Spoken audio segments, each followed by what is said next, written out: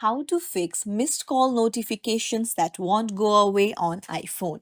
Hey everyone, welcome back to the channel. If you are new here, don't forget to hit the subscribe button and turn on the notification bell to not miss any updates.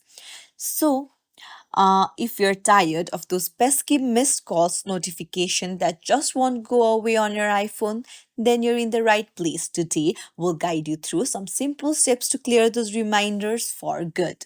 So, for that, you need to head over to the settings app and then scroll down, tap on notifications, and then you'll need to scroll down and then search for the phone app.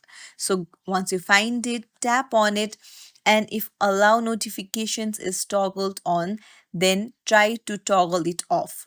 So this will help reset the notification system. You can toggle it on after a while. And another thing that you can do is you can perform a force restart. Just press the volume down button and the side button at the same time. Hold it, and then you can see the slide to power off option, then slide to power off. If you don't see it, then just keep holding it until you see the Apple logo. This will refresh your device and might resolve the issue. And once you've done that, I'm pretty sure the notifications will go away and your phone will start functioning properly.